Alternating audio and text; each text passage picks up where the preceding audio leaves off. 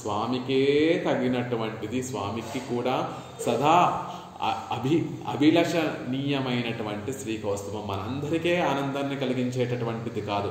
అవందనుక్కుం సదా స్పృహణీయమాన శ్రీకౌస్తుభం. శ్రీకౌస్తుభాన్ని చూస్తుంటే నంబెరుమాళ్ళు పురప్పాడుకు వస్తుంటే ఆ మధ్యలో వక్షస్థలం మధ్యలో ఒక నీలమణిని ధరింపచేస్తూ ఉంటారు. దాన్ని శ్రీకౌస్తుభం అంటారు. ఆ శ్రీకౌస్తుభాన్ని ధరింపచేస్తూ ఒక తెల్లటి వస్త్రాలు ధరింపచేసి, లేకపోతే పసుపచ్చ వస్త్రాలు ధరింపచేసి ఆ మధ్యలో ఈ కౌస్తుభ నీలవర్ణంలో మెరిసి బాగా విరాజిల్లేటటువంటి ఆ కౌస్తుభాన్ని ధరింపచేస్తే అక్కడ సేవిస్తున్నటువంటి భక్తుల మనసులందరికీ కూడా ఆనందాన్ని కలగజేస్తుందండి. అంతేకాదు ఈ కౌస్తుభం అంటే అవందనుక్కుం సదా స్పృహణీయమాన శ్రీకౌస్తుభం, ఆయనకి కూడా ఎంతో ఇష్టమైనటువంటి, చాలా ఇష్టమైనటువంటి శ్రీకౌస్తుభం. ఏమిటండి, పెరుమాళ్ళకి కూడా ఆభరణం మీద ఆశ ఉంటుందా అంటే కౌస్తుభం మీద చాలా ఆశ ఉంటుంది, పెరుమాళ్ళకి చాలా ఇష్టం ఉంటుంది అనేటటువంటి విషయాన్ని చెప్తారు. ఎందుకు అంటే ఆ కౌస్తుభం జీవతత్వానికి ప్రతీక. మనందరి తరపున మనందరినీ కూడా ఒక వస్తువు కింద చెప్పాలి, ఏదైనా ఒక దాంతో పోల్చి చెప్పాలి, ఒక వస్తువు కింద ఒక సామ్యాన్ని చెప్పాలి అంటే ఈ జీవులందరినీ కూడా కౌస్తుభం అని తోటి పోలుస్తూ ఉంటారు.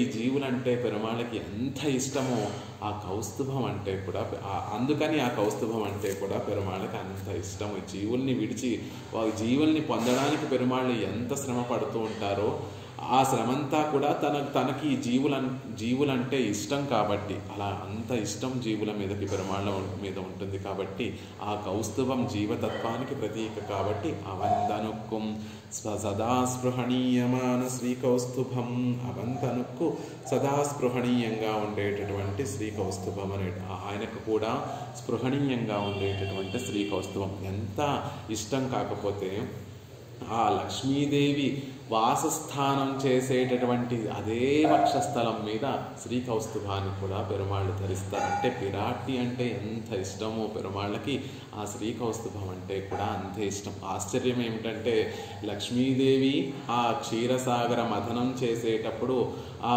అమృతం కోసం క్షీరసాగర మథనం చేసేటప్పుడు ఆ మథనం నుండే ఉద్భవించినటువంటి ఆవిడ శ్రీకౌస్తుభం కూడా ఆ మణీంద్ర మణులన్నిటిలో కూడా శ్రేష్టమైనటువంటి శ్రీకౌస్తుభం కూడా ఆ అమృత మదనం నుండే ఉద్భవించింది. ఆ ఇద్దరినీ కూడా పెరుమాళ్ళు ఇద్దరూ ఒకే చోటు నుంచి ఉద్భవించినటువంటి వారు, ఇద్దరినీ కూడా మళ్ళీ ఒకే చోటకి చేరినటువంటి వారు. పుట్టడము అమృతం పాల సముద్రం నుండి అమృత మదనంలో పుట్టింది శ్రీకౌస్తుభము. పిరాట్టి కూడా ఆ పాల సముద్రం నుండి అమృత మదనం నుండి పుట్టింది పిరాట్టి. చేరింది ఎక్కడికి అంటే పిరాట్టి పాల సముద్రం నుండి అవతరించిన తర్వాత వెంటనే పెరుమాళ యొక్క వక్షస్థలంలోకి చేరిపోతే అంతకన్నా ముందే అక్కడికి ఈ శ్రీకౌస్తుభం చేరిపోయింది. లక్ష్మీదేవి కన్నా ముందే శ్రీకౌస్తుభం ఆ మదనం నుండి ఉద్భవించి పెరుమాళ యొక్క వక్షస్థలానికి చేరిపోయింది. అలా రెండిటికి ఒకటే వైభవం కలిగినటువంటివి. అందుకే అవందనుక్కుం సదా స్పృహణీయమాన శ్రీకౌస్తుభం, ఈ జీవులందరికీ ప్రతీక శ్రీకౌస్తుభం కాబట్టి ఆయనకి కూడా ఎంతో ఇష్టమైనటువంటి శ్రీకౌస్తుభం.